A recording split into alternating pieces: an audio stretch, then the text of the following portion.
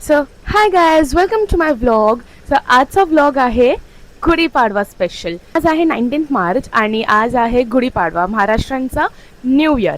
तर मी सकाळ सकाळ 4:30 वाजता आंघोळ वगैरे करून इथे रेडी आहे. नॉट रेडी आहे बट मी आंघोळ सनस्क्रीन वगैरे सगळं लावून ठेवलं आहे. आणि माझ्यामध्ये बिलकुल ताकद किंवा माझ्याकडे इतका वेळच नाही की मी चेंज करू आणि येऊ आणि तसा व्लॉग बनव. तर हा माझा नाईट सूट आहे ज्याच्यात मी खूप कम्फर्टेबल असते, तर त्याच्यातच मी माझा व्लॉग स्टार्ट करते. तुम्हाला याच्यात काही प्रॉब्लेम आहे तर तुमची प्रॉब्लेम तुमच्याकडेच ठेवा, कारण माझ्याकडे भरपूर ऑलरेडी प्रॉब्लेम्स आहेत.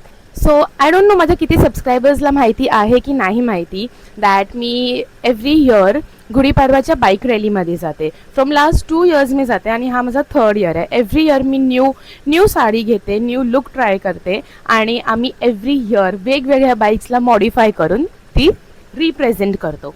सो एव्हरी इयर मी पोलो मोटर्सची बाईक घेते आणि तो त्या बाईकला मॉडिफाय करतो, फुल्ली रॅप करतो, एक्झॉस्ट लावतो, किती काही तो वस्तू त्याच्यावर करतो आणि ती बाईक मी घेऊन जाते पाडव्यामध्ये.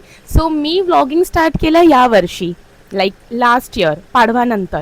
तर म्हणून मी तेव्हा कधी व्लॉग्स टाकले नाही. बट हां, मी माझ्या इंस्टाग्रामवरती फोटोज वगैरे टाकले आहेत, तुम्ही तिथे चेक करू शकता.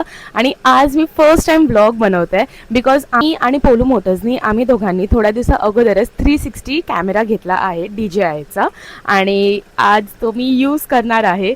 मी खूप एक्सायटेड आहे तुमच्या लोकांना ती रॅली दाखवायला, माझी नऊवारी दाखवायला आणि द मोस्ट इम्पॉर्टंट ती बाईक दाखवायला. गाईज क्रेझी बाईक केली आहे त्यांनी एकदम.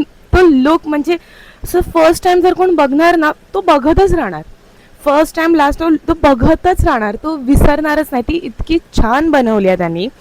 तर मी तुम्हा लोकांना ती बाईक दाखवणार, तुमच्या लोकांना स्टोरी सांगणार की ब्रो किती टफ होतं माझ्यासाठी या वर्षी रॅलीमध्ये जाणं. ओके, सगळ्यात पहिले मी माझ्या लिप्सला वॅसलिन लावून ठेवलं आहे म्हणजे ते मॉइश्चराइज्ड होऊन जायला.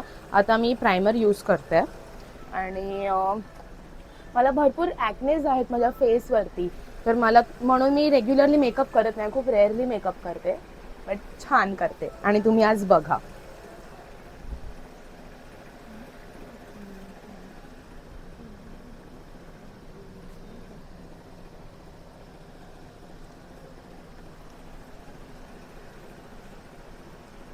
सो गाईज एव्हरी इयर तर नाही, जे लास्ट 2 इयर्स मी जात होती ना तेव्हा तिथे म्हणजे रजिस्ट्रेशन अँड ऑलचं काही थिंग नव्हतं. तर मी कधी रजिस्टर केलं नव्हतं आणि मी गेली नव्हती. आणि या टायमाला रजिस्टर, बॅच, एव्हरीथिंग. आणि मला हे सगळी गोष्ट लिटरली एंड टायमाला माझ्या गेल्या वर्षीच्या काय करू. मला माझ्या फ्रेंडनी स्टोरी टाकलेली माझ्या गेल्या वर्षीच्या गुढीपाडवाची आणि मग ती मला त्याच्यावरती रिप्लाय दिला आणि लिहिलं आय होप तू उद्या येतेस. मी बोलली हो. आणि मग ती मला बोलली सॉरी मॉर्निंग सीन्स गाईज, सगळ्यांना आम्हाला जायची घाई आहे. आणि मग ती मला बोलली की तू बॅच कलेक्ट केलास. मी कोणता बॅच काय. आणि तेव्हापासून जे मी माझं डोकं पकडून बसले, रात्री 2 वाजेपर्यंत मला झोप नाही आणि मी त्याच विचारत होते की मला जायला भेटणार, मला नाही भेटणार.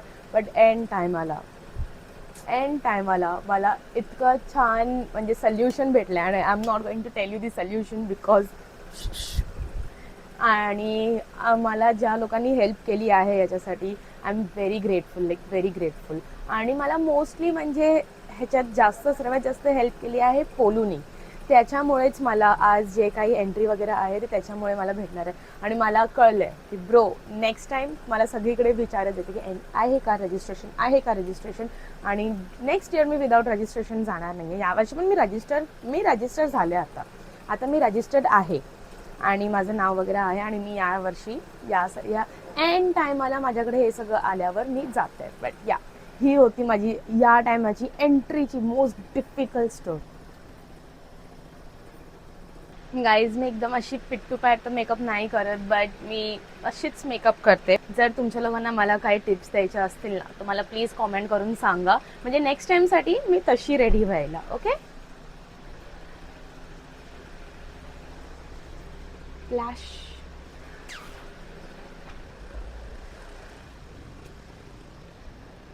गाईज मी मेकअप करणार आणि मी खराब नाही करणार असं होऊच नाही शकत आणि मी केलं आहे खराब. आणि मग सो गाईज मेकअपमध्ये आता माझं आयलायनर राहिलं जे मला येत नाही. लिपस्टिक मी ऑफकोर्स लास्टला लावणार आणि नंतर मग माझं आयब्रो वगैरे ते सगळं मम्मा करणार जेव्हा ती उठणार. तोपर्यंत मी विचार करते म्हणजे केस करून घे. मी हेअरस्टाईलमध्ये खूप कन्फ्युज आहे कारण म्हणजे केस खूप लहान आहेत. तर आय डोंट नो म्हणजे मी कर्ल्स करू की मी स्ट्रेट करू माझी केस, मी ॲज इट इज ठेवू. ॲज इट इज तर त्यांची लायकी नाही, एवढं तर घाण आहेत माझे केस. तर मी हा हीट प्रोटेक्टर माझ्या केसांसाठी यूज केला आहे. त्याच्या अगोदर कर्ल्स करायच्या अगोदर मी हा स्प्रे करते म्हणजे ते अजून घाण नको यायला.